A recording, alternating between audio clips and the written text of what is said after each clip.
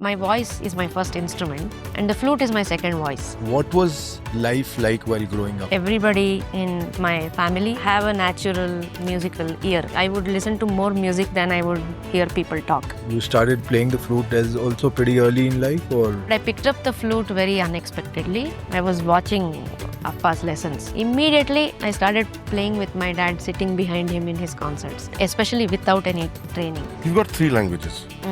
When you're singing, that's a language. You're also a flautist. Right.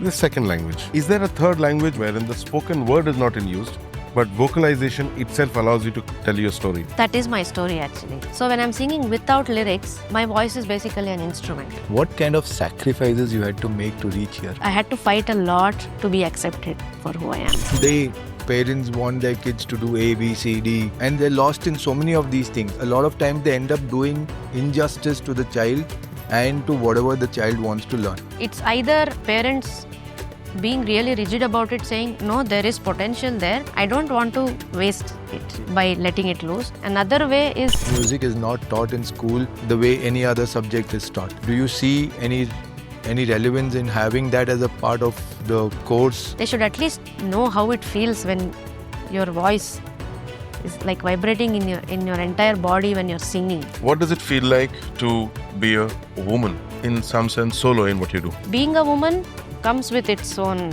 ups and downs. What is the weight of carrying this identity and this brand? The challenges, What do you suggest or what do you advise to parents understand what is the spark that kids could probably be inclined towards? I think they will.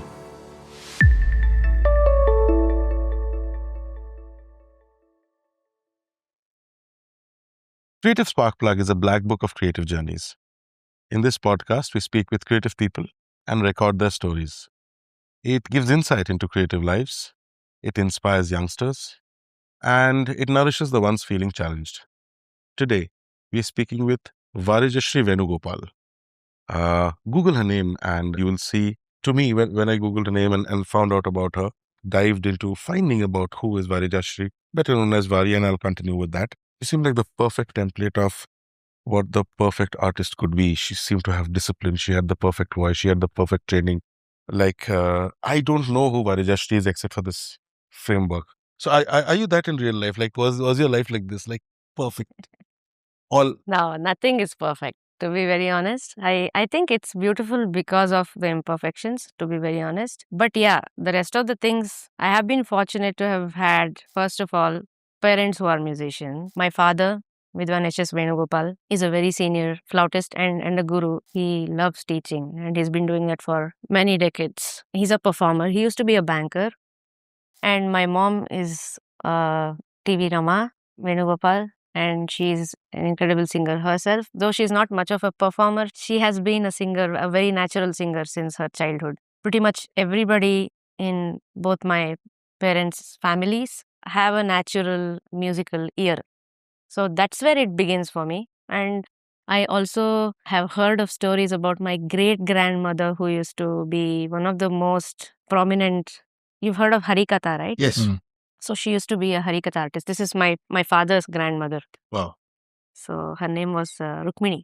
So these gifts are there in the blood, and I just was fortunate to receive it and to have the opportunities to explore that, which later went on to become who I am today. Music came naturally. I always say that it's my first mother tongue. It was gifted to me very organically. Being in a household where music was probably more than, I would listen to more music than I would hear people talk. So, and I naturally kind of soaked in everything subconsciously, not with an intention to do so.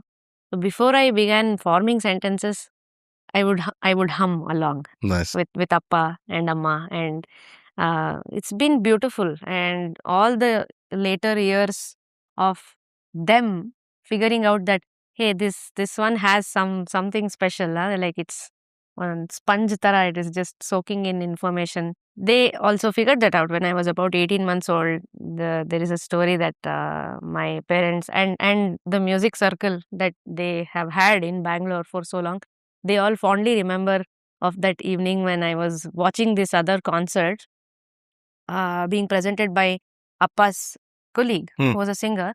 It was a Sugama Sangeeta concert, which is basically light classical, and they sing poetry, modern poetry in Kannada and other languages. So he was presenting, Mr. Havanur was presenting a song, and I was outside playing in the playground, and I was yelling. I'm like, Appa, Hamsapati, something I'm saying. He's like, what is Hamsapati? What is she trying to say? And then he came back home and then realized that I was trying to yell out the name of this raga called Hamsadhvani. Ah. This I have shared this story so many times, but it is still very memorable because it was a very important moment in my life, which I did not know for a very long time. But for my father, definitely yes, because he figured that out. Like he saw that there is some potential there, and he started singing more compositions from the Carnatic repertoire, the South Indian classical traditional repertoire, and a few film songs which are raga based, and few light classical numbers, everything, all sorts of things to just test how many ragas I'm able to relate to with respect to the structure of the composition. And it turns out that I could name about 40 of them or something. But I was not very clear with how I was pronouncing the names. But then that was the moment for him to like, okay, we have to do something with this. And then later, when we went grocery shopping, we would have these games where he would sing something and I would say the swaras, or it was like a call and repeat or something, or I would tell him what raga he's singing. It was very organic. I think that was one of the most important phases of my life until later when the discipline came, where it was play. It was play and there was no stress, there was no expectation about anything whatsoever. That's how it began. And ever since, it's been my language throughout my journey so far. And I started performing when I was like 4 years old. So I don't even remember. That young. Yeah. I don't remember that evening except for receiving some chocolates after the concert. Do you have siblings? No, I'm the only trouble. I think the first thing that ran in my head when I was reading up about you, and I heard the Kannada podcast as well. Though my Kannada is not that good in speaking, but I can understand fairly well. The first thing that ran in my head was you're a female form of Abhimanyu who's learned everything in the mother's womb. So maybe, yeah. I mean, I've read a little bit about that and also heard people speak about the possibility of soaking in information right from inside because the music womb. could go through inside. It can, like its frequency. Yeah, it's quite possible. So while you were growing up, you went to school like normal kids? I did. What was life like while growing up? So well, my parents were training me in the most, in a very natural, organic way, not like sitting down for lessons and all of that, but I would pick up things. Like they would teach me in the ways that I would understand. And later on, they also wanted me to have this sense of having a disciplined method of learning. So I was enrolled for lessons with Vidushi H. Geeta. And that's when, things started falling into a format.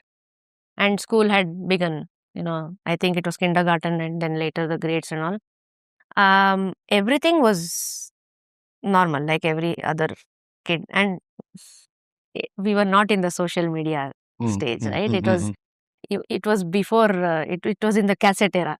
Okay. So there was no unwanted exposure to things, or it was not like today we see a little kid, it's all over the internet. It was not like that. Everything was humble and simple and things like that. So there would be a discipline for practice and everything. So my parents made sure that I managed studies and practice and lessons with my guru. And I was also giving these little concerts now and then. That probably was the only thing that was additional in my early childhood years until later on when I, into my teens, when I started realizing that, okay, it is a responsible spot to be in, you know, artistically and creatively. I would play games sometimes with my peers, badminton and things like that. Yeah, but there would be a special, uh, love and appreciation that I would receive from my classmates and the teachers and people in the school, because they would make me sing in the assembly and I would go to different classes, present a song. So all cultural programs in school, you would be in front. Yeah. Or Leading the representing the assembly. school in inter-school competitions, you would be in front. Absolutely. Yeah. I would be out of school. And you've been born into a family which has music history. And all of them have been well known for whatever they've done. Yes, my father. Your great grandmother? Yeah, it was not like it was her profession. You know, life was also very different. It was something that she had, the knowledge that she had accumulated over the vast number of years that she had lived, and the passion for classical music and all of that, and mythology and stories and all that. But my father is the first generation professional musician. So like how in the north they say the gharana kind of a thing, is that prevalent here as well in the south, and did it have any connection to? That's a very interesting question, because Gharana basically happened because of the region also. Like there is Agra Gharana and then there is Banarsi and so on and so forth, which is basically a definition of the style of singing or playing, and they have very specific fundamentals and techniques of rendering a few, be it on the tabla rhythms or the ragas or the compositions itself. But in Carnatic music, it's mostly repertoire based. Like you have the Trinity, you have Saint Tyagaraja, you have Muthuswami Dikshitar, you have Shyamas Shastri, and many composers from Karnataka, from Mysore, and all that. So that repertoire is mostly general. You know, all the states that we have in south of India, whoever is learning and practicing Carnatic music, they will be familiar with this. But then there are still specific styles and changes and differences, very slight, minute differences in the way these compositions are treated and rendered with the geographical differences. Right. You know, it's just, and now it is all accessible. But back then it was only how much you had access to, and you would follow, you would take that information and you would follow that discipline of that school. So it's not very much like Gharana. It's more about your Guru Parampara. Like who is your Guru? Who's my father's Guru and his Guru and his Guru? It goes back to Dr. N. Ramani, goes back to T.R. Mahalingam for the flute school, I'm saying. Similarly, my Guru, who was from Salem, Vidwan Salem Sundareshan sir, who passed on few years ago. So he came from a certain parampara, and there was a style that was associated with how they presented. So I got a mix of multiple influences. And we have the Hindustani and the Carnatic. Are they language based or are they raga? Like, what's the difference? The system itself is different. Okay. It's like North Indian and South Indian cuisine. How would you differentiate it? Yeah. I want to take it. Bolo. One is ingredients available here and available up there are different. So that becomes a basic premise. Correct. Within ingredients is also masala. Very, very correct. Right, the flavor changes altogether. Right. Also how you cook. Correct. Right. Here the process of cooking and there the process of cooking is very different. Right. Plus when you're mixing ingredients, how you do things like chopping, or depending on the material or what time you put it, you'll chop it long, short, slice. Correct. Then the rock that you use to this thing, make a paste out of things or grind, right? The stone and the edging in it. There it is very different. One is tandoor based, one is fire based. Right. The utensil out here is more terracotta based, that is metal based. Yeah. So like they're two different worlds in some sense. Absolutely. But it's all Indian. Yeah, it is Indian. So it's a very rough analogy to, to have a comparison, to make a comparison. Similarly, there are specific, intricate details and systems of raga. There is raga there in Hindustani, there is raga in Carnatic. They call it rag, we call it raga. But the concept is the same. How they are dealt with is again very much dependent on the geographical region. And then comes the lyrical part of it, which is very state oriented. Like Tyagaraja wrote in Telugu, and there are compositions in Sanskrit, and some of the Mysore composers also wrote in Kannada and in Sanskrit and everything. And there is this tala system which exists everywhere in the world, the system of rhythmic cycle, right?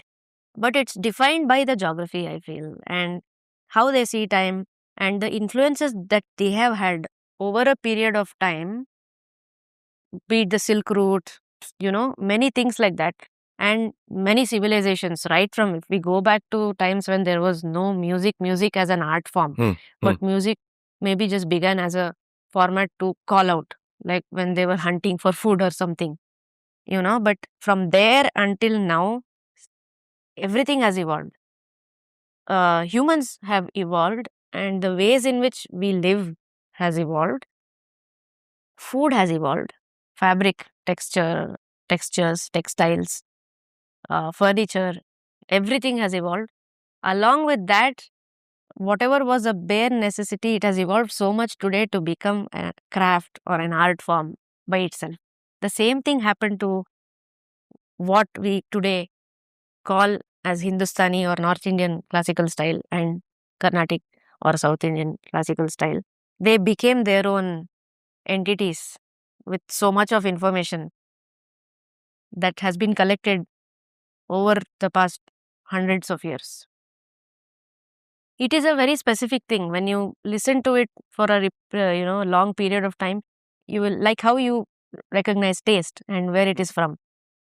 You can grasp it by the way it sounds. You, while you were growing up, since you've been born in a music family, your dad was a music composer and he used to play the flute. Yeah. There must have been a strict regime that you went through. Yeah. I knew you would get here. Go for it. Yeah. So, see, generally what happens is when you are put into a very strict discipline regime kind of a thing, that you either hate it or you tend to enjoy it, you learn from it. When did you make a choice? I didn't make a choice for most of the time.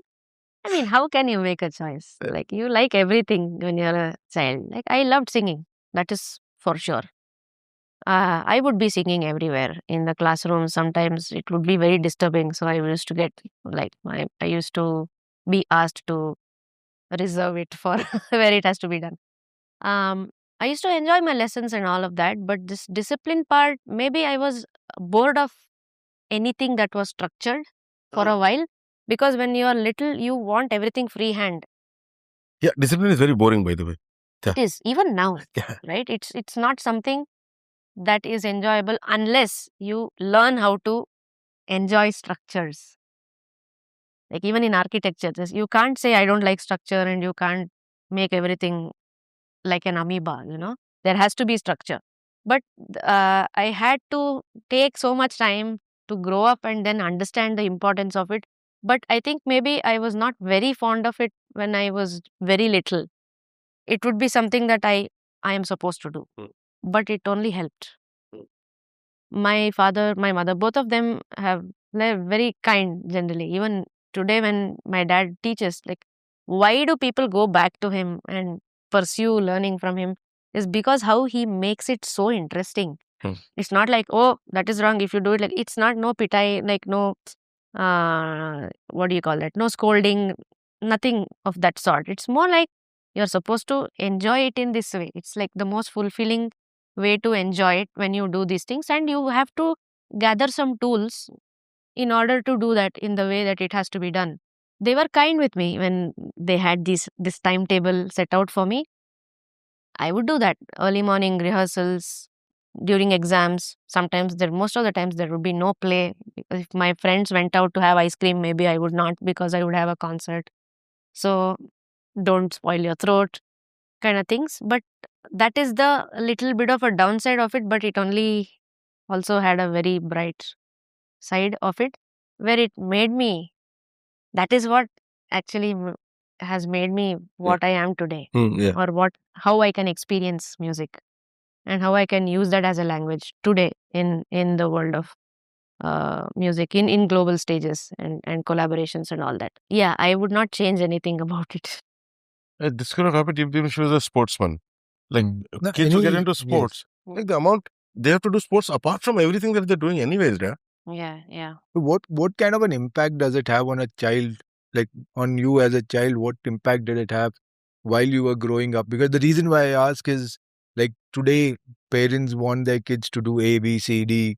This strict regime, and then sometimes they're also trying to figure out whether to have soft parenting and all that, Or classical parenting. or classical parenting.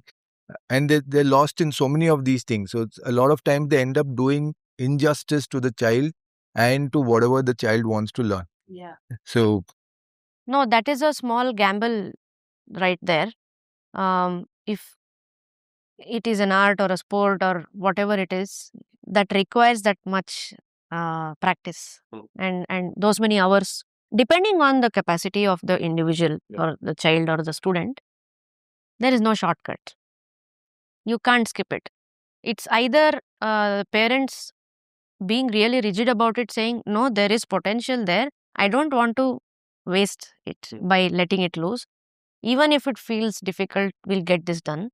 And later on, that child can choose whatever they want to do. If that is one way of looking at it. Another way is not pushing at all and just letting it grow organically.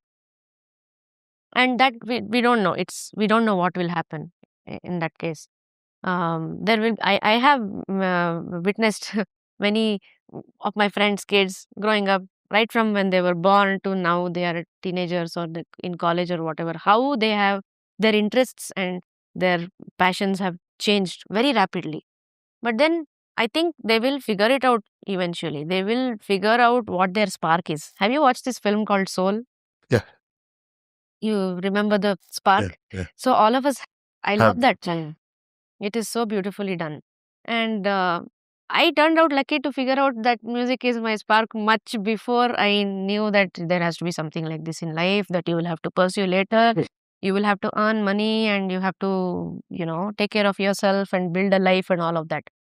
So that is essential. It's essential to drive a young individual towards the concept of figuring out your spark. I think that is important.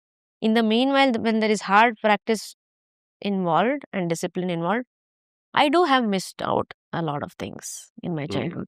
It's not that it's easy. It was difficult. I would get upset or angry or whatever.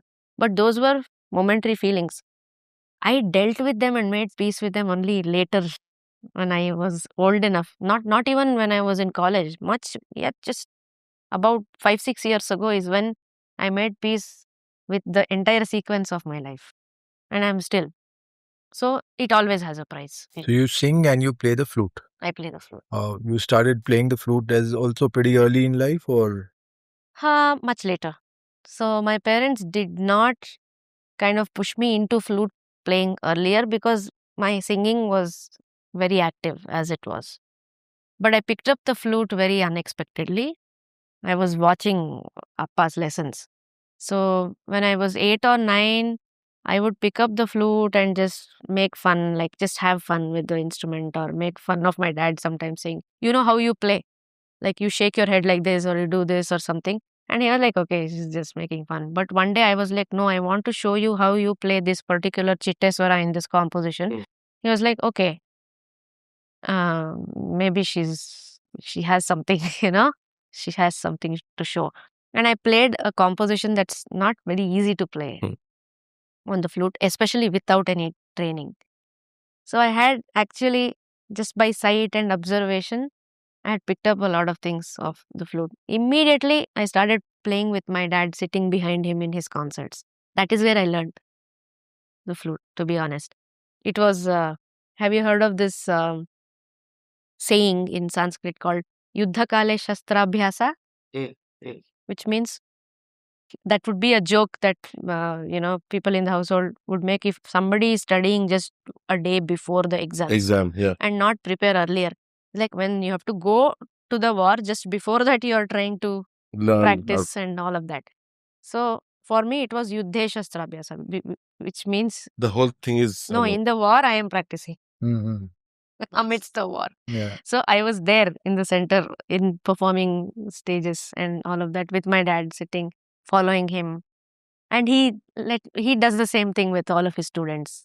He puts them out there and makes it easier for them to get familiar with the concept of presenting something, of rendering. And after a while, it becomes like if I played here versus I played on a stage, there would be some kind of a connection and a friendliness and a comfort zone that develops because of. I mean, the audience would connect like that with you. No, myself, like versus having a stage fright or something. Okay. So when you get used to being on the dais and presenting something for someone when you are pretty young, not that I don't get stage fear now, I do, but it's a very different kind of a stage fear. It's a more nervous excitement and like sense of responsibility kind of a thing. How well will it go? Yeah, so performing with my dad on the flute, and while I was still not trained fundamentally like how others trained, opened up new arenas for me to look at the instrument in a very different way. Though my father made sure that I did all the beginners lessons, all the sarale verse, janti verse, geeta, all the format of training and do it right, but I was probably a little more, I had a custom kind of a situation with the flute where I would try to play whatever I was singing. Okay. So, which means I would have to figure out what is the technique to bring out those nuances and the gamakas and the connections and all of that. So even today, the my flute playing style is very different from the rest of the students of my father's, even from him, because though the fundamentals are the same, like the notes and everything, you read it in the same way, the way you play it turned out to be different. But I kind of like it and I enjoy it. That's your personal style as well, it's right? my personal style. Yeah. Did your father approve of it? Yeah, he's happy. Like I follow the repertoire, I follow the rules, and I follow the rule book of how a raga should be treated and how it's played. It is pretty much the same for singing. It's the format of music. Can flute playing become like a solo performance? Of course. I watched them several times. Of actually. course, like there are so many legendary instrumental soloists like Pandit Hari Prasad Chaurasia, and I spoke about with one T.R. Mahalingam, Dr. N. Ramani.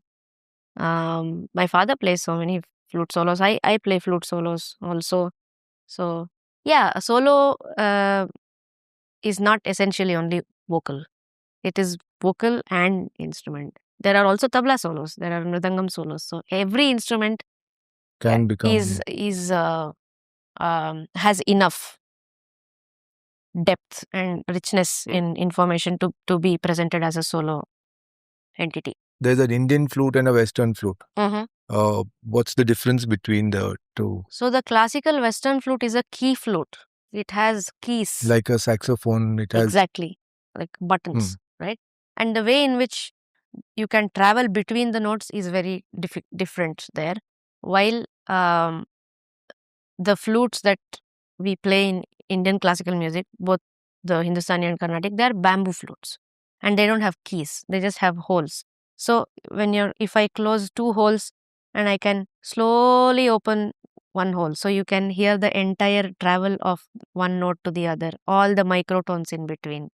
There are many flutes like that which don't have key in many cultures across the world, like folk instruments and many kinds of flutes. Can I have a request? Yeah. Okay. Towards the end of this conversation, right, we'll ask her to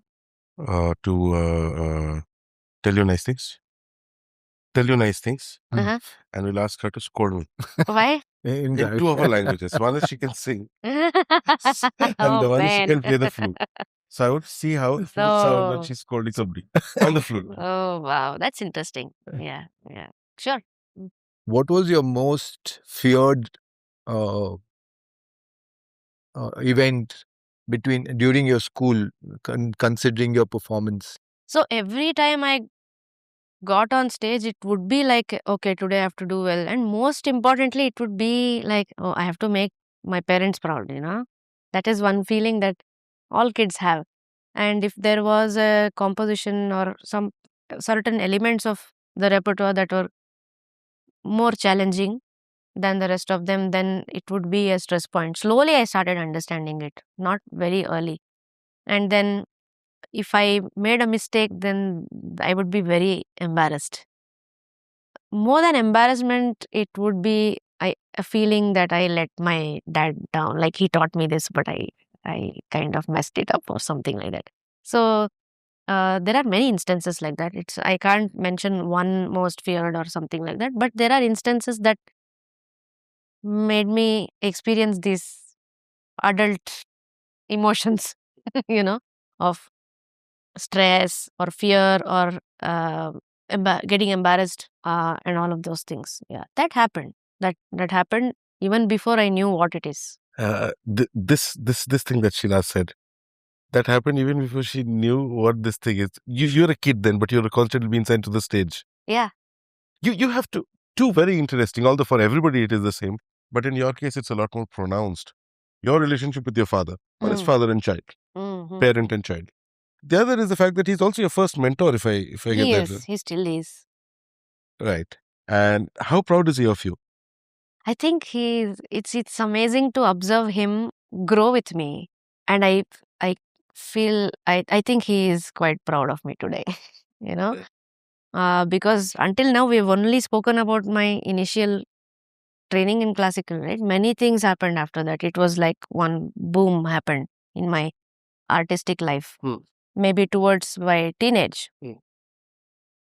when there was more access to, they would always play whatever kind of music that they had access to, not limiting to classical music, like classical, ghazals, devotional, even bands like Shakti and Mahavishnu Orchestra, the cassettes and CDs later on, whatever they had access to.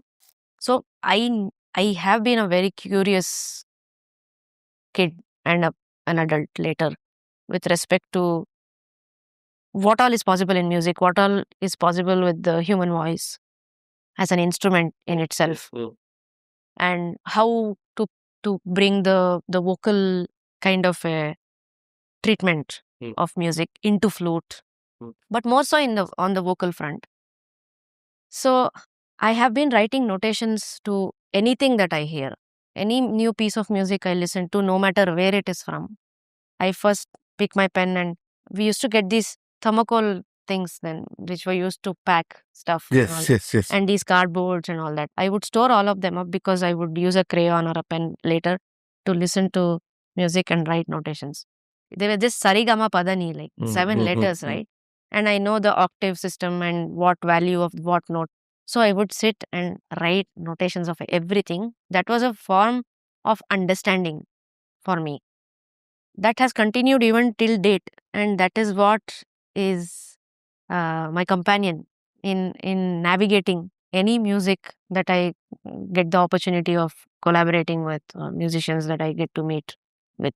So this was observed by my father, and then later I started branching out into different things. In school I would sing maybe film songs a little bit, or a little bit of Bhavagite, allied classical formats of music is what I would explore.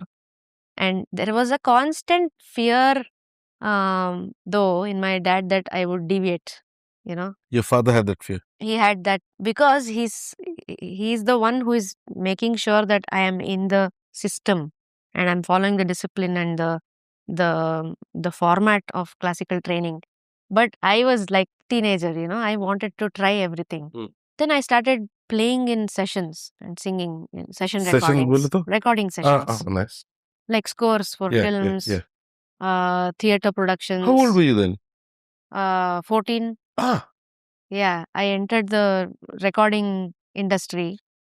Karnataka or Bollywood? Here in Bangalore. Not much elsewhere. Right. And these are all people that my father knows very well, because it's the Bangalore circuit is pretty small. Everybody knows everybody musically, I met few of my father's friends who are now also my friends, like Mr. Praveen Rao and many people, Mr. Pramat Kiran, who are all senior to me in different, age groups. But I went as a sub to my father. One of the recording sessions that was happening at Prabhas Studios, that's in Bank Colony. I just started playing the flute, like, to a decent extent then. I was only performing with my father. And then he was ill one of the days and I was asked to substitute for him. Then I went, played in the recording, and everybody was quite excited and thrilled, and I think they liked it. So I kept getting invitations to, they kept hiring me to go sing and play. So that opened up this new world of recording. The recording experience is very different from singing live. And it's not essentially only Carnatic music. It can be an application of Carnatic music in television soaps, or a signature tune for something, or ads, or dramas, things like that.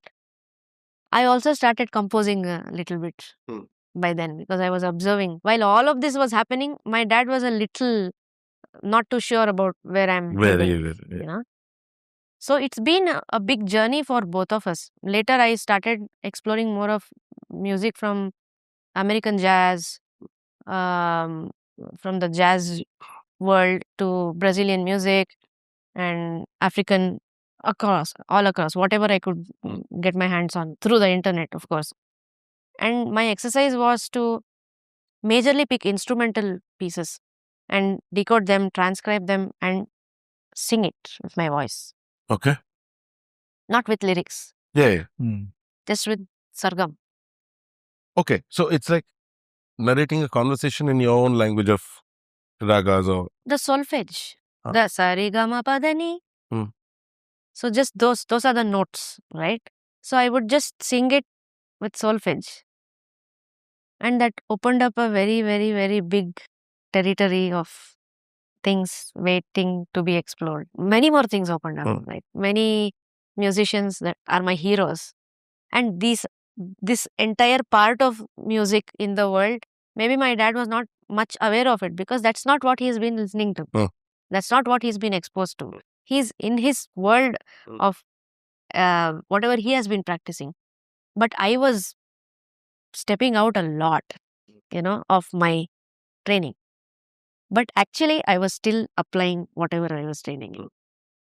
So there was the discomfort of what is happening. But slowly, when he started observing that all of these legendary people from all around the world are appreciating whatever I was trying to do as an experiment, and I started getting invitations to collaborate, to write my own music and do all of that, I think it changed a lot of things, both for me and for my parents. And today they want to know who is that artist that you are collaborating with, or where you're performing, what is that orchestra, where are they from, what kind of music they play. And now they go and check out their albums and they watch their videos. And my mom is like, let's say, Snarky Puppy with Metropole Orchestra. Even before I would have listened to their album, she would have listened to it and she will tell me what is her favorite song on the album. So now it's a big deal for me. Yeah. Yes. And now we are doing the same with the students. There are about 150, 200 people currently practicing with my father, learning from him. Where exactly is this happening right now? Padmanabh Nagar. So 100 is a lot of people, yeah? It's a lot of people. Yeah. I don't know how he manages that, but he's a superpower. And we have these little workshops where we kind of just expose them to different kinds of music that's happening in the world. And they don't have to do all of that. It's just that they need to keep their ears open.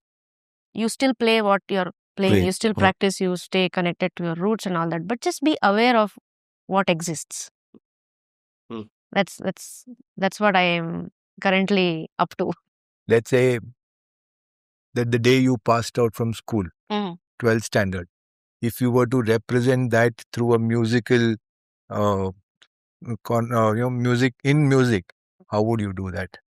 If you were to associate it day with a raga or Oh, something.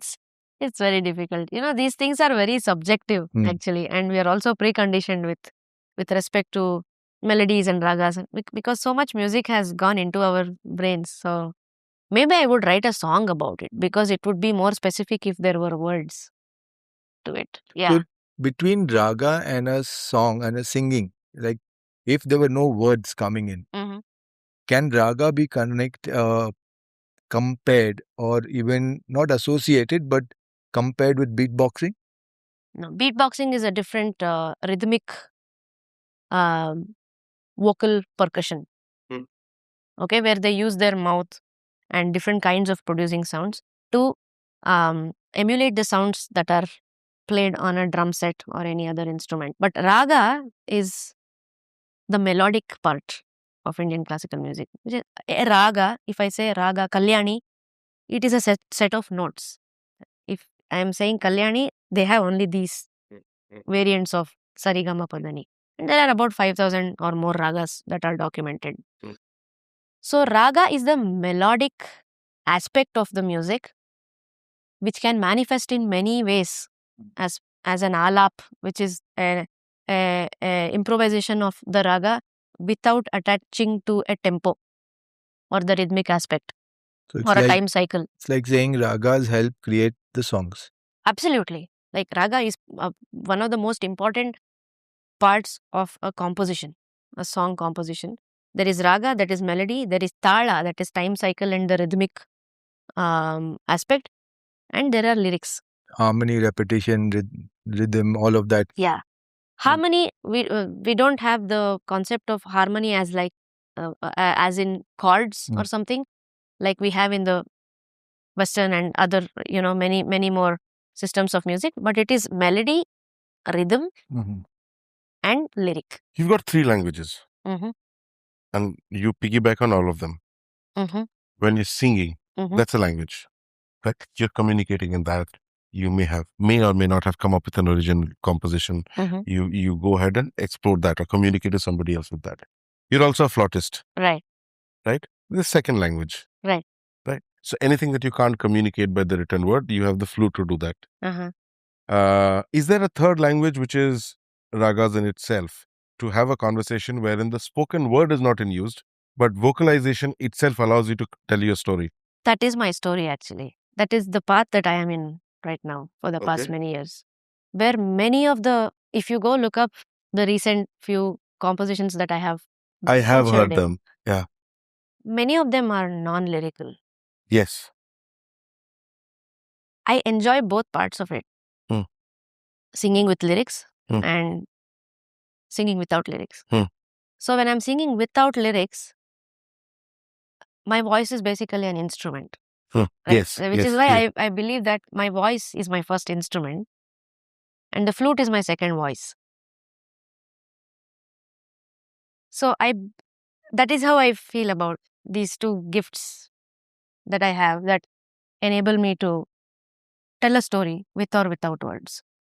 Coming back to what you just mentioned. So if there are no lyrics, what would you do? So it is all about how we are conditioned, right? Like if you are listening to a song, we actually don't know why we remember that song or why it is nostalgic for us. It might be the lyric, the meaning of the lyric, which carries an emotion, right? Or it might be the tune, the melodic aspect. If you remove the lyrics, the combination of those notes are generating some things inside you. Those frequencies are doing something to you.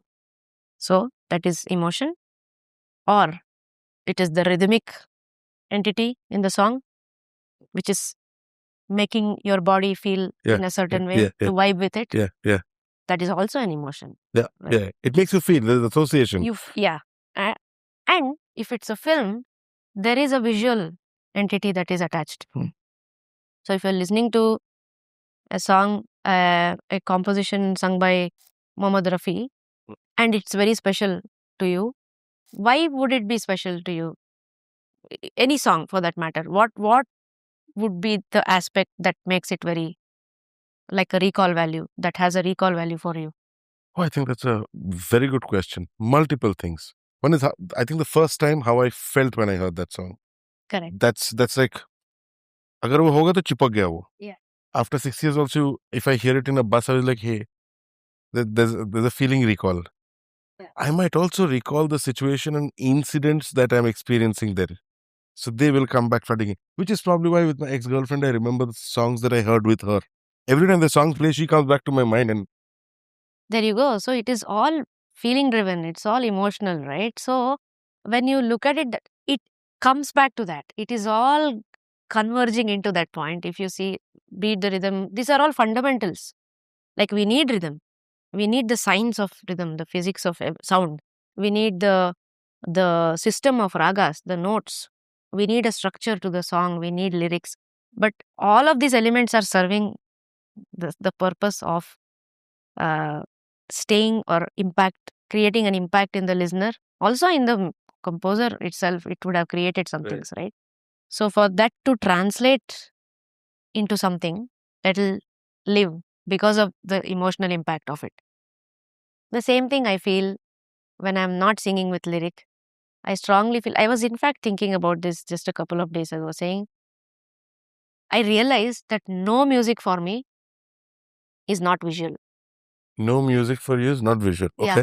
Even like all music is visual. All music is visual for me. Whether they have a visual association as a music video or in a film or not. No, it is always, it has a visual connection to me.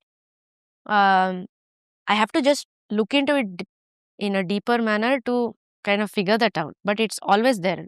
What kind? No, I want to understand this. What kind of visualization? See, I grew up on film music, right? Right. One of the things that we heard, Mohammad Rafi, Kishore Kumars of the world, Asha Bhosle, I mean, now late Asha Bhosle, Lata Mangeshkar.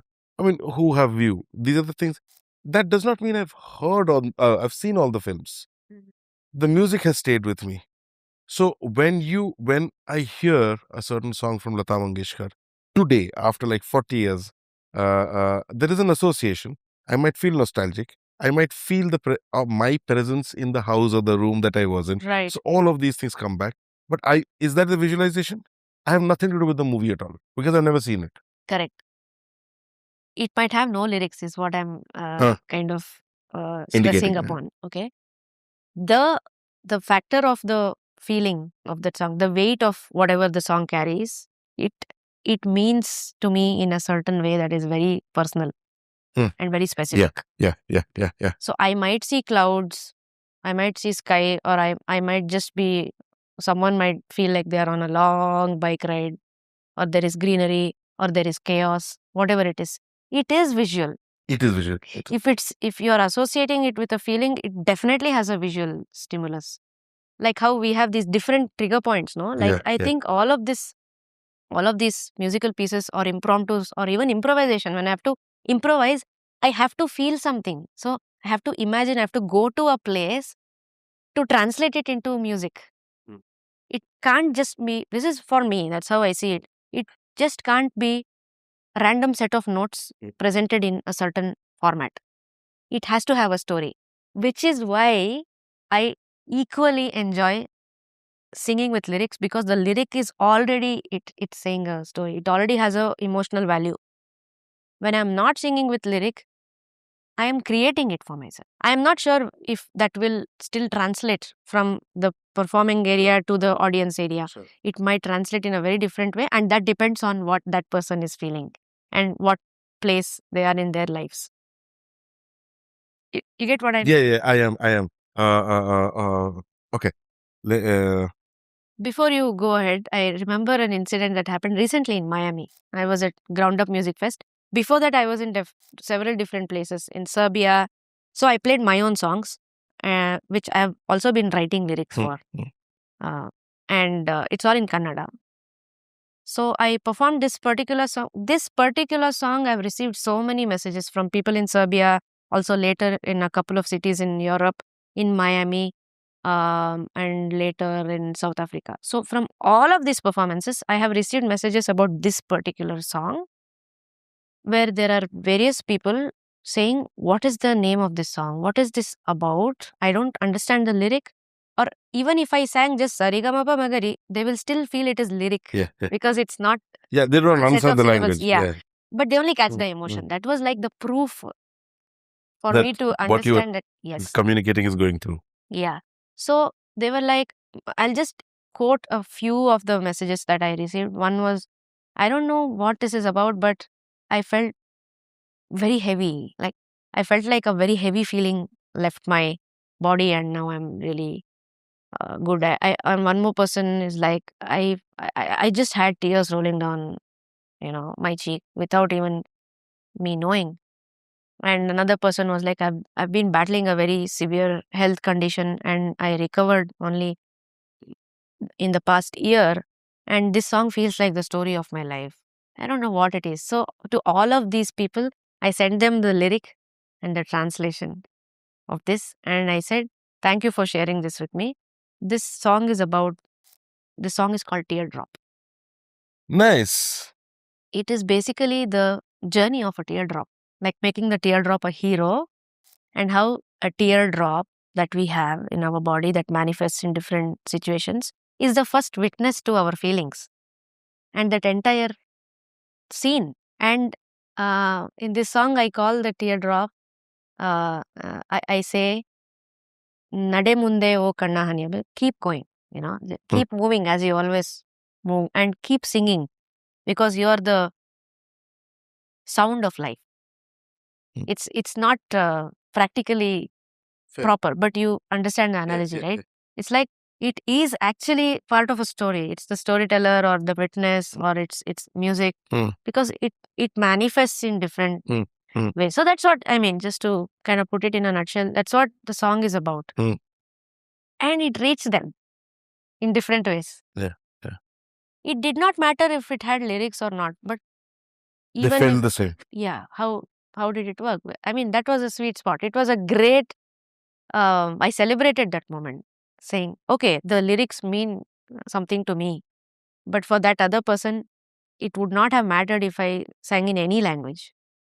So it is in the music and in the intention of how it is delivered and how it is, first of all, felt in the body of the person who is sending it out to the world.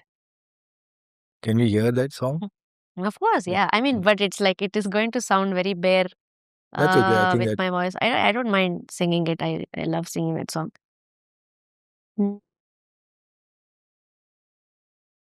ಬೆಟ್ಟ ಗುಡ್ಡಗಳ ಹಾದು is you cross hills. ಮುಳ್ಳಿನ ದಾರಿಯ ನೋವ ಮರೆತು, you forget the pain that is caused while you scratch across thorns. ಮುಳ್ಳಿನ ದಾರಿಯ ನೋವ ಮರೆತು, ಬಿದ್ದು ಎದ್ದು, you fall, you rise. ಜಾರಿ ಹರಿದು, you flow. ಭಾವಗಳ ಸಾಗರವ ಸೇರು. While doing all of this, you just travel only to join and become one in the ocean of emotions. ಭಾವಗಳ ಸಾಗರವ ಸೇರು, ನೆನಪುಗಳ ಅಲೆಯಂತೆ ನೀ ಹಾರು. You fly like the waves of your memories. The memory of a teardrop is like, I mean, though the water goes off, it's not just the water, but it has memory. ನಡೆ ಮುಂದೆ ಓ ಕಣ್ಣ ಹನಿಯೇ, keep moving, oh teardrop, don't stop singing, because you are the sound of life that we have. That is it. That's the point. So it's ಬೆಟ್ಟ ಗುಡ್ಡಗಳ ಹಾದು, ಮುಳ್ಳಿನ ದಾರಿಯ ನೋವ ಮರೆತು, ಬಿದ್ದು ಎದ್ದು, ಜಾರಿ ಹರಿದು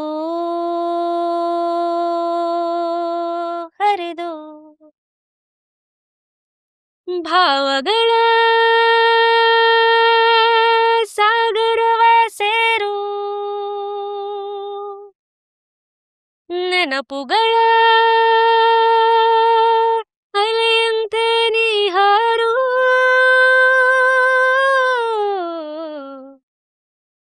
ನಡೆ ಮುಂದೆ ಓ ಕಣ್ಣ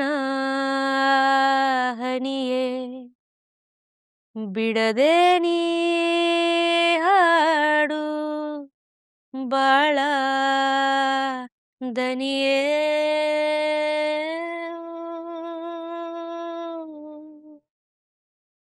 ನಡೆ ಮುಂದೆ ಓ ಕಣ್ಣ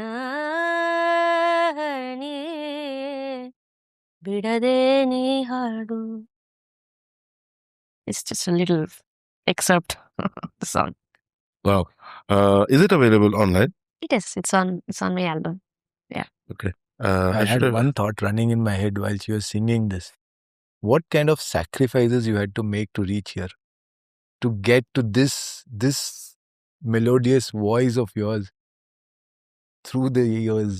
Well, it's a mixture of sacrifices and also good stuff, like good experiences. I would say, especially the human voice, you can't, it can never be mechanical.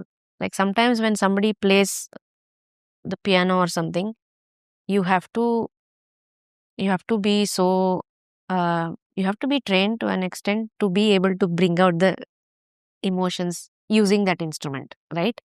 You have to know the musical aspects, and then you should know how you put yourself into that instrument, only to make your story come out as emotions with the help of the musical aspects, the notes and everything. But with the human voice, it is already there. Like when we speak, we can't avoid the feeling in it. If you're excited, it's heard in your voice. Unless you are trying to make it sound robotic, when you're sad, when you're low, or when you're happy, when you're chirpy, it's a very natural thing for it to happen in Your your voice gives you, instrument. yeah. It is the only instrument that has it inbuilt. It is connected to all of your senses. So when I sing, it is the collective of all the experiences, good, bad, ugly, the pain, the hurt, the happiness, the gratitude, everything that comes out. It's difficult to separate it. I have a very tricky question for her. Okay, first you tell me, while I mean, it's a question for her for sure. There seems to be, like the question that you asked about a sacrifice, something that I relate to as well. I don't think so I can put it better. So I'm taking her back to that place. In what I heard from her, which she said she just did, it's a small bit of everything that she's done. If I look at a comedian, like most comedians have told us that behind being a comic is a lot of life experience. And a lot of them are brutal ones. Or else you don't have material to make fun of. You have nothing, like, where do you come to a place where you can make fun of pain per se? And only when you come there do you think that you can make others laugh. Right. You can help them with theirs. And that's the heart of being a comic. Right?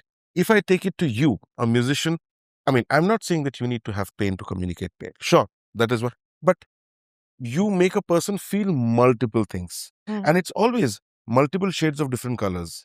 It's just not red all the time or blue all the time, right? It's multi-layered. It's multi-layered as a feeling, like whatever you're singing, there's a journey in it as well.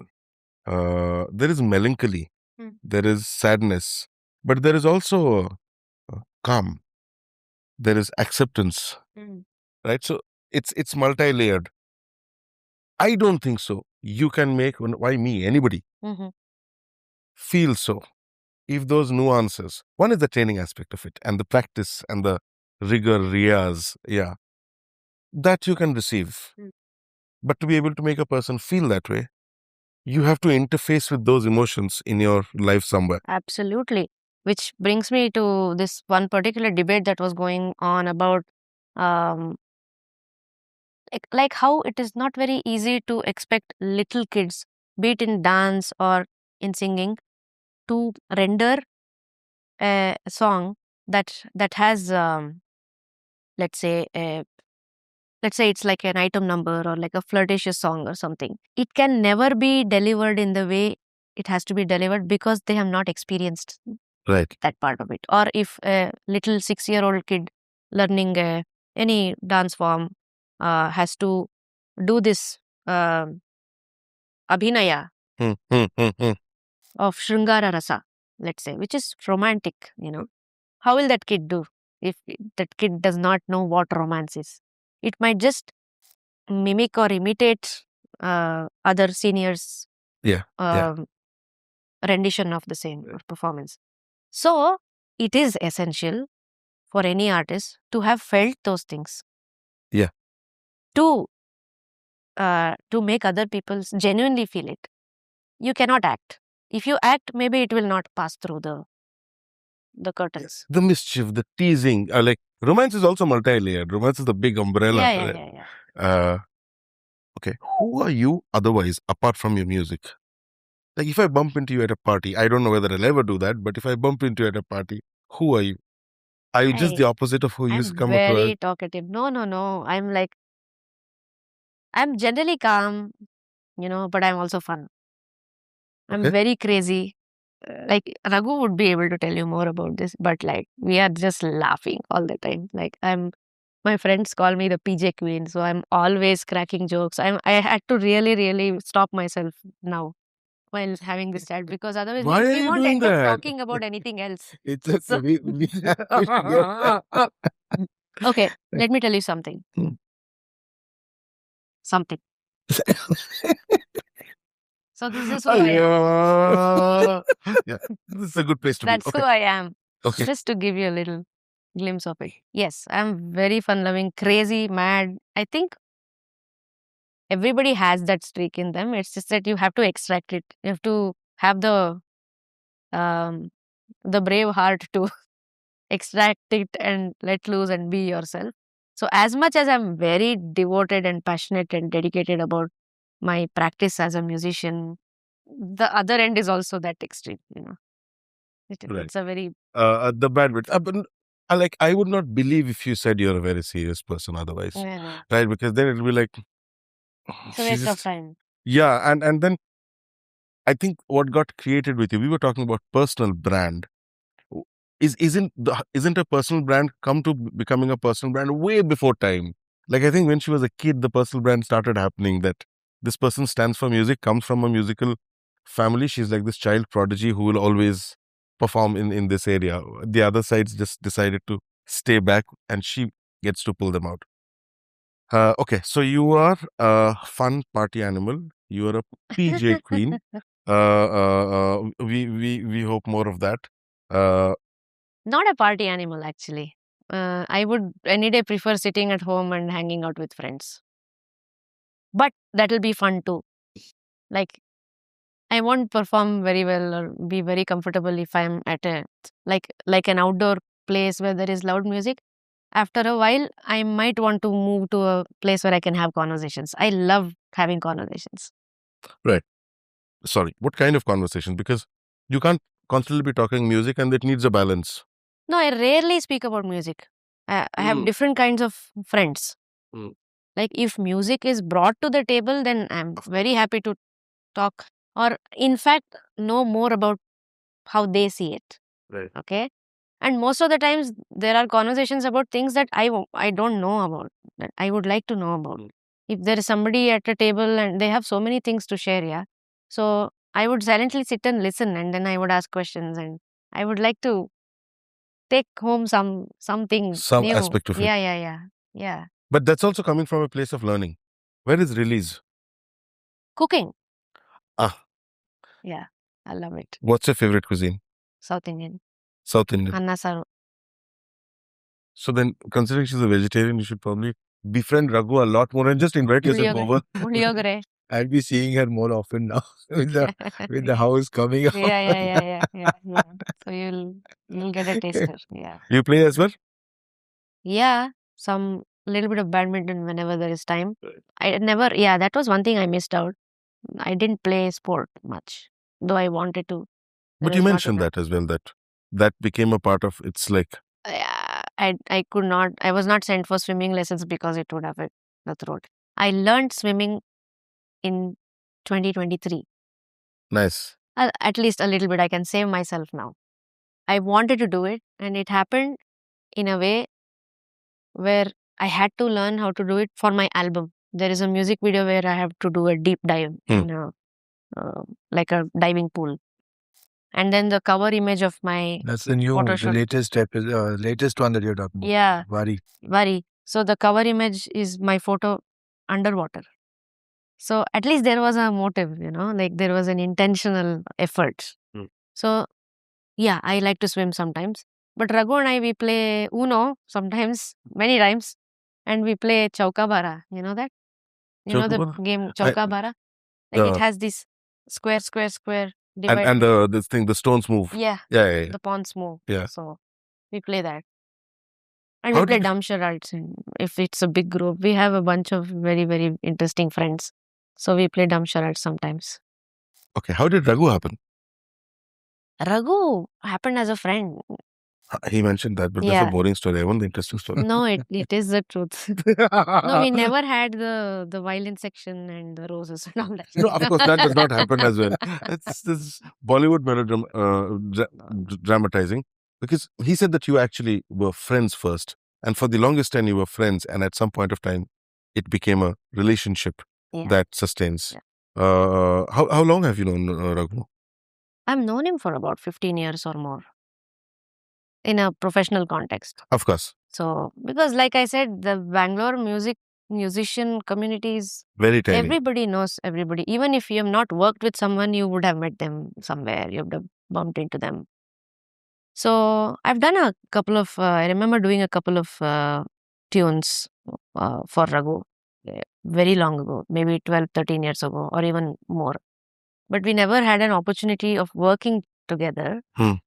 But yeah, I also remember him being at our festival. I used to run a festival with my father called Kalarnava. It was an entire day of celebrating arts, performing arts, music, dance, visual arts, literature, everything. We also had awards where we would award a lifetime achievement.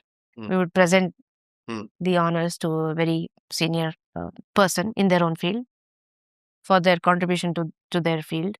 And then two other individuals who have excelled in their own fields and have been inspiring younger generations to pursue arts or any such field. And after that, I think we met only at this reality show that we were judges on. Why didn't we bump into this? Okay, yeah, I want more.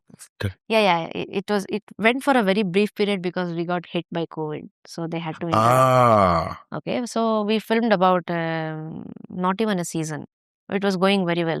So Raghu and I and a couple of other very eminent people from the music industry we were on the judges panel. So that's when we got to interact even more and talk about life, mostly sharing recipes, sharing memes and things like that, And once COVID hit, yeah, we would just end up talking a lot, sharing. And I also knew that Raghu is battling a lot of things, and then, and I've always been there for him as a friend. And I'm generally that person. And I'm also fortunate to have had people that have been my support when I needed it and are still with me in my life. So our friendship blossomed very beautifully. And at some point in time, we just like, hey, we are speaking every day, Like you mentioned we're updating everything.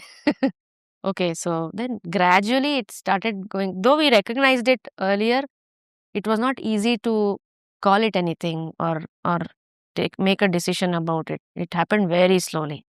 It took time because it was about each of us and where we are in our lives. Though we know that we share this incredible, very pure friendship, but there were things that both of us were dealing with in our lives. Him more so. Many things did not go well in his life in the recent past. So he was still recovering. And I've just been a friend, to him, supporting him and reminding him that the life is beautiful. Things happen, but we should get up and make ourselves better. He's been the same to me. Right. And you went through a phase yourself as well, where Raghu was the person who stood by. Yeah, he's always been that. And especially COVID was very difficult for most of us. You got locked in as well. Locked in and also being freelance, in a freelance field, everything is difficult. I was away, I was alone, not with my parents. Then I had rented out another apartment because my apartment that I was supposed to move into, my actual apartment, was still about to be built. And what turned out to be a 1 year period became 3 years because of the COVID and all of that. So many things had to be rebuilt, like life itself, like not just musically. So that period was difficult, and I'm fortunate to have had friends like Raghu during that period, and also a bunch of other friends who we survived that entire thing because there was some emotional support, and we could make the best out of it. Financially, everything, and it's not easy when you're alone. Everything is against you in some sense. And people that are dear to you, and people who you don't know, and everybody's dying. It's not a nice. That was a very bad phase for. Yeah. Just wondering that generally, like, sports is there in school, some form or the other. There are, it's played, or if not taught, at least it's played. And then you have the school team, the college team, the state level team, all that happening. So somebody or the other gets interested and picks it up during school. Music in overall, not just Carnatic music, but generally music is not taught in school the way any other subject is taught. Do you see any relevance in having that as a part of the course in school? Absolutely. Few of the schools have music as a mandatory subject, which is great because I feel it's one language that everybody has to dabble at least a little bit for a little period of time in their lives, because it is the universal language. Like, show me one more language. Of course, there is dance and everything. There is a movement. Everybody can move, and there is food and all that. But singing specifically, like Bobby McFerrin says, like, anyone can sing, and he does that with people. Like, you might have watched videos of his where he's seated alone in a stadium filled with like thousands of people, and he's just making them sing. So that is a great proof to the fact that you can sing. How well you sing is a different thing, but that has to be explored. Even if it is not an instrumental thing that they can get into later, they should at least know how it feels when your voice is like vibrating in your entire body when you're singing. It is healing, and it is something that has been part of community living. It started as a people's thing. Like, people would sing when they are with people. It became a solo artistic thing much later when it evolved. It's a community adhesive as well. It is. It brings people together, and it's an activity that has aided people through difficult circumstances. Like, there are songs when there is a harvest, when there is rain, when there is no rain, when somebody died, when there is a child born, everything. So it is so natural, which is a reason why all schools should have some kind of a musical class, like have it as part of their syllabus. Many of the schools have been doing that already. And I think there are many institutions and organizations right now that are very vocal about it. And even I think on the government level, they are bringing awareness about inculcating music as part of the syllabus. Well, most of the schools that nowadays that teach music is mostly the Western, either the guitar, drums, stuff like that. Not necessarily. Classical, not tabla, necessarily. violin. It's a mix of both. Yeah. It's a mix of both. It also depends on the geographical placement and the school and all of that. Also, I feel schools at large is just exposing them. Right? There's a variety of options, be it instruments or be it vocals and same with sports. There are multiple sports being opened up to kids as an option, as an academic platform. It's not an integral, but it's still not treated so, but an important part of academics as of today, which I think is brilliant. Because, or else, where do you find expression? Your academics are not the only aspect of your life. So I think that's happening for sure. It is slowly happening. Yeah. So in context of school that we discussed, what do you suggest or what do you advise to parents in today's time as to how, like, your parents identified your spark very early in life? How can parents of young children in today's time understand what is the spark that kids could probably be inclined towards? By exposing them to all the good things available. And when I was growing up, I didn't have the distraction of mobile phone or iPad or computer, which I was lucky, I should say. But now you have to also bypass that, like the screen time and all of that. Even if there is screen time, if it should only expose them to, like, silently you can show them what all is there in the world. You don't even have to say anything. You just show, you put them in an environment that slowly, subconsciously makes them aware of all the things that are there in the world. Something or the other will interest them. And things were a little different when I was growing up, because there was this attachment to the discipline which is still there. I am very respectful of my roots musically, but I had to fight a lot to be accepted for who I am musically. So today, maybe that is a little easier. Like, it's not so strict, and people are not so small minded. I'm not saying people were small minded earlier. It is just that they did not have enough exposure to understand that what I am trying to do with my voice or my singing is very specifically new. It has no syllabus. I'm building my own syllabus to do what I'm doing, especially with global cross-cultural collaborations and all that. There is no precedence, I can take a few examples. That's about it. But it's not something that is taught in a university. So to do those things, I had to really fight for many years with myself, to find my identity, to find who I am, to find my voice. What am I? At one point in time, I thought I should stop defining myself by a genre and things like that. My parents also took a lot of time to understand it, and so did the system around me. Today, they appreciate it because they have also grown. So for kids living in today's world, they have a more liberal system. They have more free hand to try, and that should be explored and exploited in a good way, and use that liberty to put time to good use. Not eliminating the play time. It's very important to play. That is one thing. There should be play, but there should be something that excites them on a daily basis, that makes them interested in life more and more, and not control them or say, hey, don't do that, or don't. The moment you do that, it's going to go wrong. I feel. Unless it is them trying to turn on the gas stove or something. What does it feel like to be a woman? In some sense, solo in what you do? Does it give you wings, or is it difficult to receive? Especially when you are trying to do something or have a say of your own, apart from the legacy that music itself has. I would say a bit of both. It does give me wings, definitely. Especially when I'm on the airplane. Nice. But apart from that, no, it does let me fly. It has been letting me fly for many years. As I am understanding more deeply how I can let me fly, that entire zone of being solo.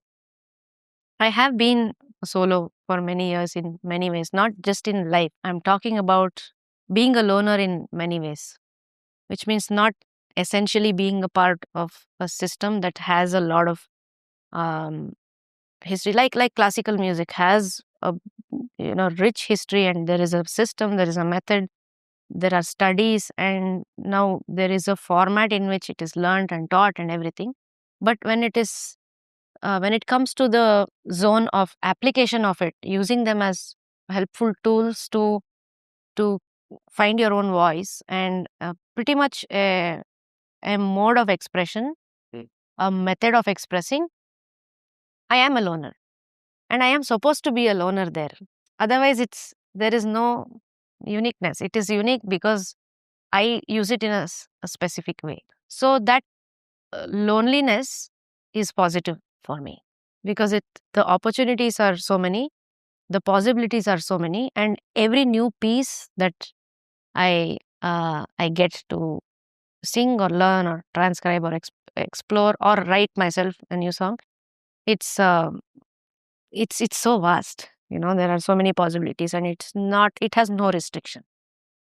So that is the flying part.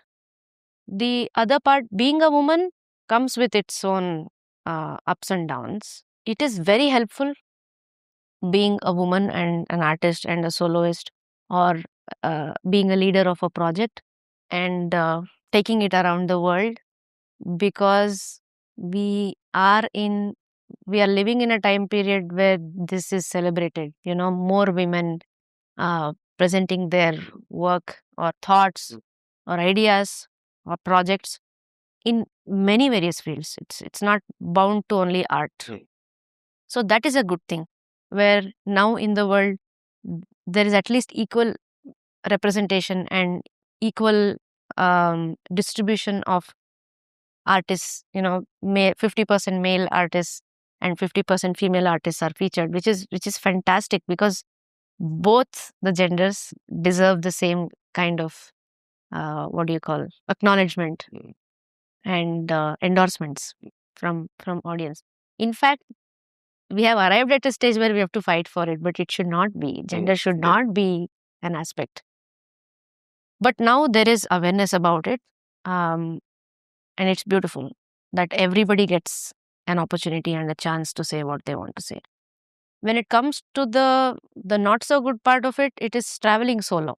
Most of the places I travel alone, not every time with a band. So it depends on the project that I travel a lot, generally. In the past few years, definitely it's been quite a bit of traveling, and most of the times it is to new places where I won't know how that place is. I have to learn a little bit, understand how that place works, that city works, where is it safe, where is it not. And if I'm with a group, then it's also everybody's safety. But when I'm traveling alone, I usually have to have like a 360-degree radar and be very aware when I'm walking alone. It's not like I always have somebody accompanying me, even a manager or a management, or no, I travel alone most of the times. And that has been challenging many times. Even recently when we were in Cape Town, we were in a group, but still we had a few incidents where we had to understand that some of the streets are not safe and all that. You can get mugged or beaten up or whatever it is. So I've been followed many times when I'm on tour. I have to go out, grab a meal, get back to my hotel room. Then I have to be very, very careful about which area I'm choosing, and getting a know-how of how safe the locality that I'm placed in is, and how I have to take care of myself. And unfortunately, women are put in a place where they have to think more about that. Not that men don't get mugged or attacked. That is an aspect that is challenging by nature. I mean, as a man, I'm sorry. I mean, I don't have to constantly be on the alert. It's very specific places, but yeah, I hear you. Yeah. So that's something that I have learned slowly. Not to be alarmed, to be cool. You just asked if I'm calm, right? So being calm helps in such situations. Where I also spoke about this on another podcast, where I had to silently exit out of the staff door of a restaurant, where the security guy himself was, too chatty, and then he was asking for my number, and then he said he will walk back and all of that. So I could not, I did not panic. I just silently asked the waiter, and I took an exit, you know. And you can't fight. You can't get into a fight with people. I mean, poor man, who knows what he's going through, but I can't take the price of it. Things like that. And health, of course. Women's health works differently, and our bodies function differently, and jumping time zones, and food, managing food, eating the right thing, trying to stay healthy, eat the right food. I'm a vegetarian, so I have to look out for whatever is available, and I can't be eating fries every day because that's the only thing available. So things like that. So traveling has taught me a lot in that sense. And one more point about being solo, or somebody who is alone in what they're doing, has also, you know, sculpted me in a lot of ways. It's put me in very tough situations with myself, creating self-doubts, losing faith sometimes, and situations where I told myself to hang in there and just to believe in my direction and pursuit. And now I somewhat feel like I'm in a calm space of acceptance and equilibrium, as and when I also started being accepted by everybody around me, and now also celebrated sometimes. No, you are celebrated because yes, you're right that I've been hearing Raghu's name for a while, and then came Vari's name forward. And but when we started doing research on you, and we're like, whoa, why is it that we haven't bumped into her? But we've heard a few compositions some time ago, or there were familiarity in a lot of things that I was hearing on your Instagram, on things that we saw on YouTube, etc. There's another aspect that I would like to ask. I am using the word validation instead of the word success, because success is an opinion. Yeah. Right? You've had validations of progress from your parents, from people applauding you, from a very nascent age. Correct. Right? Let's say that is how it is. It's got its own set of comfort zones. It may have given you a few validations a little before in life than others. But the challenge also is you're expected to constantly perform. Yeah. Yeah, it's a balance. It's not one only. There are two sides to the coin, right? At this point of time, would it be okay for me to assume that there has been enough of this juggle between validation, trying to do something, having a goal, reaching there, so on and so forth, but you're still starting off with your life? True. There's a lot more to go. Every day. Yeah. Every day. And talking about validation, so when do people applaud? You tell me what you think. If I mean, you're when I'm watching a enjoying something, I'm going to clap and so there is something that the other person is giving to me, and it's making me feel, and I basically my joy is communicated in that clap. And you probably hear 100 claps in one go, but I am doing it for that reason. Is it also coming out of a place of familiarity, if that is something you May or know, may not be. but also maybe? Yes. So most of the times, let's go 20 years ago. Mm.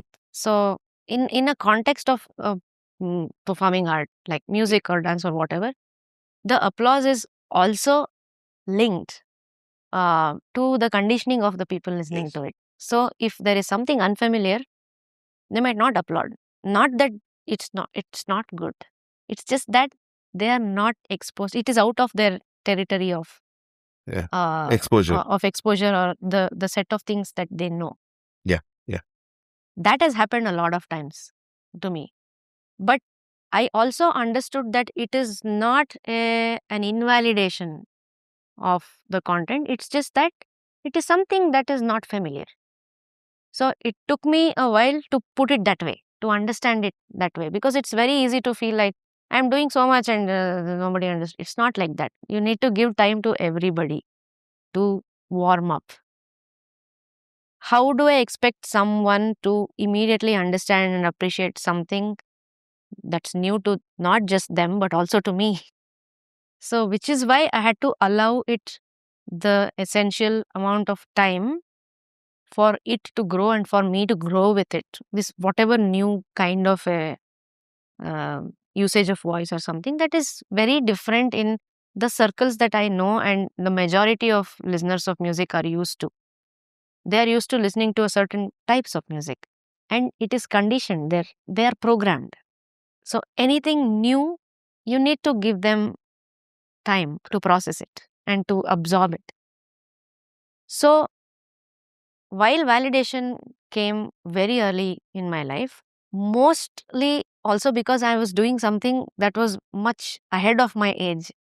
So it was like, hey, that little kid is, that 4-year girl is doing, the 4-year-old girl is doing this, or 7-year-old girl is singing this raga tana pallavi, whatever, complex composition or something.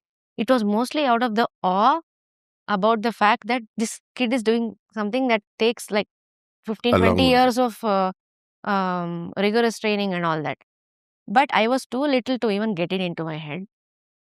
I would just enjoy ice cream or something after the concert. That was all I was worried about, which is beautiful. I'm glad it was that way. it might be different in today's world with the exposure in social media, and maybe kids lose their innocence much before then they have to. But my father and mother, both of them they're very sweet people, very grounded, humble. So my father made sure that I handle the appreciation in a very humble way. So yeah, he would always, in direct and indirect ways, he would make sure that I would understand very deeply that nothing is a big deal. You're always a student. You will always be a student for life, and every stage is like a sacred place. It's like an examination hall. Like another very senior musician used to say, even when he had played 60 years of his life, he would say every concert is like an examination, and what the source gives you that day, only that will come out of you. So you should just channelize it. You should just be an instrument for that music to flow. You can't think like you're a big deal, things like that. So he would tell me stories, and he would make sure to imbibe those thoughts in me. So that helped.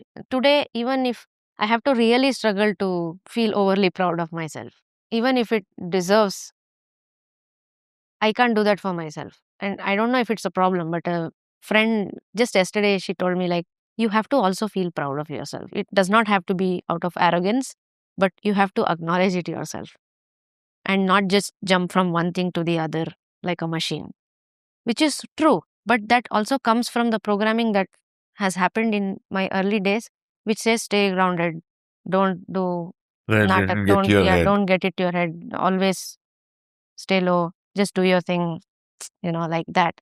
That is there. Is there, in all of these years, have you faced a situation wherein you felt either failure or the fact that you let somebody down? I have many times, even in my childhood, when I missed some important part of the piece or didn't do it right. I have felt like I let my teachers down, or like they have struggled so much to teach me, but I couldn't pull this off. I have felt that. And even later on, when I wanted to crack a composition, I would have tried it 100, 500 times, and I would not be able to crack it. I have gone through that cycle of frustration and helplessness and wanting to give up. But then, now I figured out, you just keep going, keep going, keep going, and that sweet spot will open. It's like birthing a child. It's like you will hit that sweet spot. But you have to go through that time period. It might be, in this case, it might be different for each piece or for each aspect of whatever you are trying to understand and figure out. It is a process of frustration and fulfillment. There is no escape. Some people might feel like, even Raghu sometimes is amazed at what speed I can crack a melody or understand a composition. And he's like, man, you do it so fast. And I am like, no, not really. Like, you didn't see me doing it 100 times before this. Or I did 100, 200 things like this before to increase my speed, my working speed, to where I got here today. So I strongly believe that nothing comes easy. You have to go through that disappointment. If not, you won't value it. It becomes cheap. Yeah. You can't respect something that is overtly cheap or easy. Yeah. Like, let's say Raghu is singing and someone says he's gifted, he has a beautiful voice. It's not the voice is something that you are gifted with. But that's not enough. You should know how to use it, right? And you should know how to make it a medium to make people feel the way they feel that yourself. So there is work behind that, no? Actually, I completely agree. I put it in different words. I was like, talent may be something that you have received easier than others. But if you don't put in the riyaz, which is very painful. Yeah, it's like having, you have somebody has provided you with all the ingredients. You didn't have to go buy it. Okay. Okay. But you still have to learn to cook. Yeah, and it cook is well. time and effort. Yeah. So I have another thing. See, the other thing that's happening in today's world, it's a new age thing. It's important as well. And I get it. And we've come here. This is now 10 years down the line, it'll be something else. One of the things that we speak about quite often is this whole thing about personal identity. I mean, social media is important in some sense, is because everybody is using it as a platform to make their own selves look like a brand as an aspiration, which is why everybody puts up beautiful stories out there. Everybody's life on social media seems so successful, glorious, colorful, things happening. And that is the attraction of it all, which is very misleading as well, right? But again, the point that I'm talking about is not social media, but the fact that an individual as a brand, which means they have recall, they are associated with certain values, Right. they are aspirational. There are people who would be that person, who wants to be that person. And that is also, to reach there also is a strenuous thing, right? It takes a lot of years of consistently putting in hard work, even maybe maneuvering the process, dropping a few things on the way, choosing something else. And finally, you start looking like somebody who's got something to offer and is a brand in themselves, and they can recognize you with your name or whatever brand you've chosen to be. And you are a brand. It's a personal branded thing. When I look at again Raghu and you, Raghu has his own journey to becoming a personal brand. When you say Raghu Dikshit project, it's a brand in itself. That there is a story in there, and there's a reason why we will show up on the 24th, not because he spoke with us today, Right. but that's Raghu Dikshit. Right? Likewise, you're also the same. There is Vari, and you've got become this brand as well in the process of being consistent.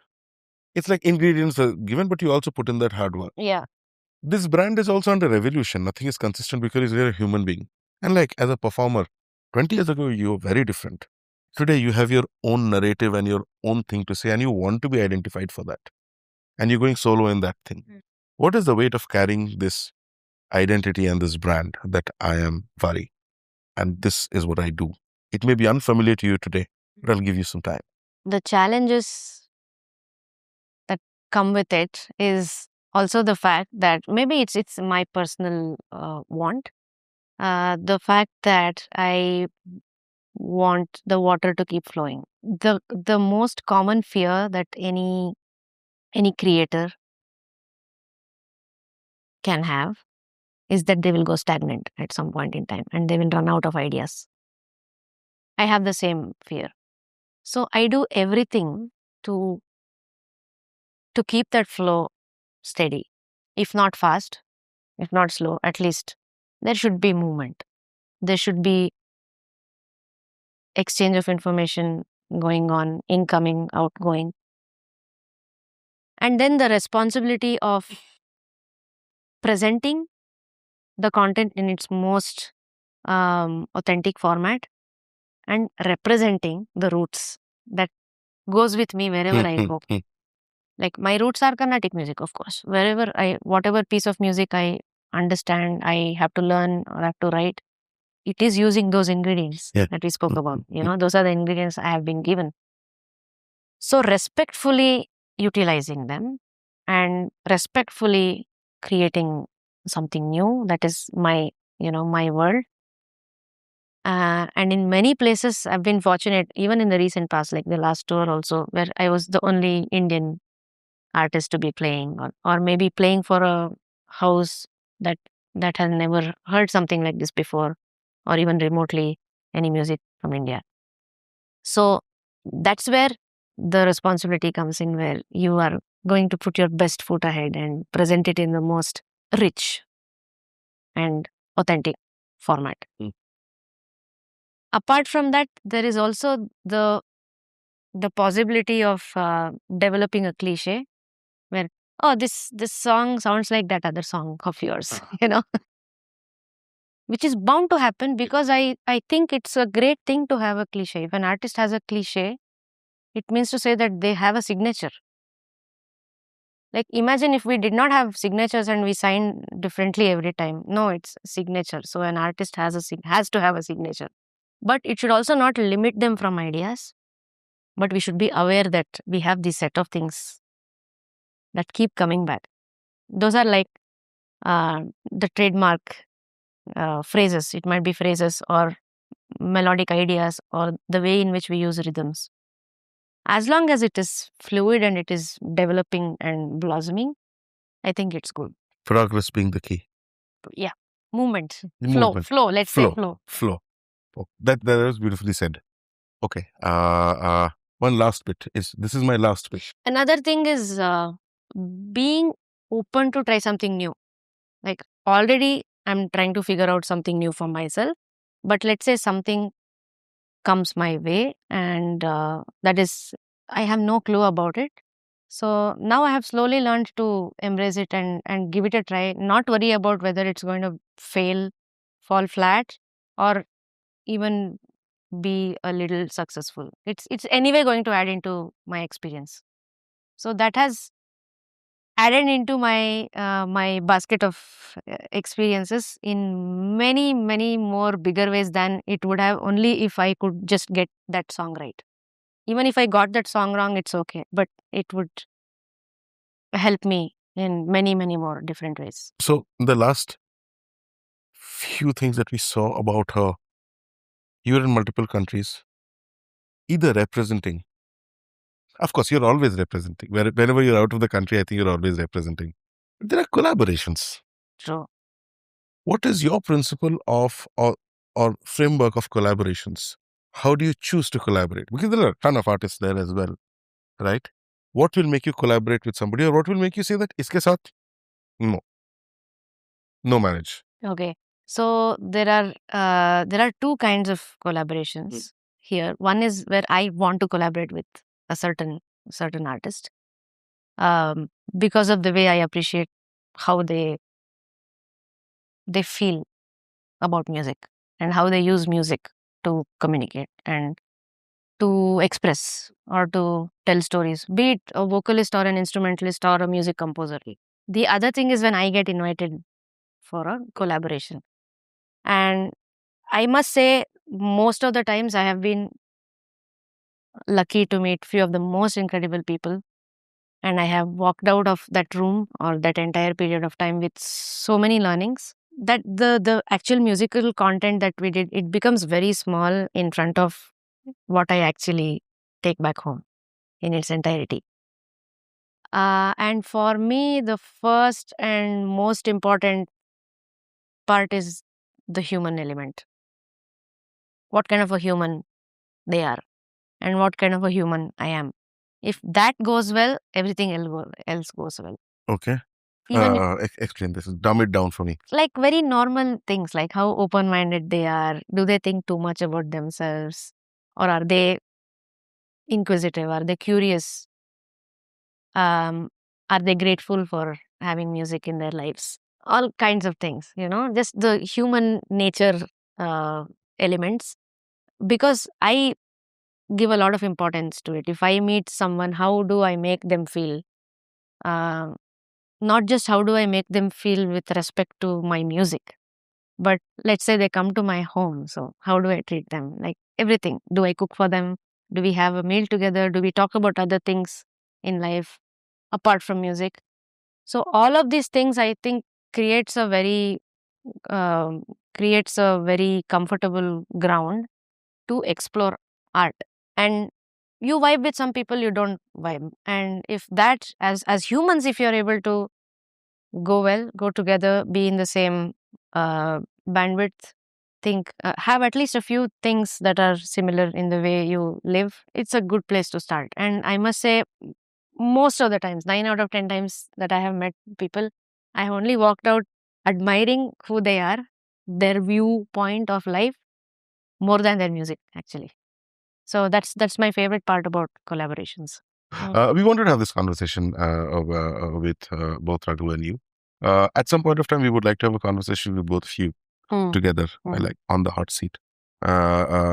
Because we've met multiple couples and they all work in different ways of engagement as couple and as independent people, as in their own art form, craft form, design form, whatever they practice. So we would like to cover those, but we'll come back for that at a later point of time. What I wanted to ask you was, what has been your experience of having this conversation with us? It's been fantastic. I think we explored quite a few fantastic topics. Good, thought-provoking. I think you are also in the same journey as I am. Like you're evolving, you're growing, you're learning new things. But it's fantastic that there is an opportunity for such things to happen today in this world, where you just like banter, share thoughts, and someday someone will watch it. Maybe it will strike a chord. Maybe it'll open something in their minds, in their own journeys. So it's great. Thanks for doing this. Thank you so much. Thank you for doing this with us. I have a personal takeaway from this conversation, actually. In everything that she said, at least the last half an hour was very intense and personally very intimate to me. And I felt that she doesn't treat success or failure with too much. And I like her springboard of failure as well. She never used that word failure in something that let down. Yes, she acknowledged failure is process of learning in some sense, and she moved on. And I like the fact that, Yeah, absolutely. Yeah. And even the success aspect of it, like it's like her father behind her head saying that, "Bhai, isko bhi zyada mat importance de," which I think is brilliant. I'd love to be there and not get carried away by either.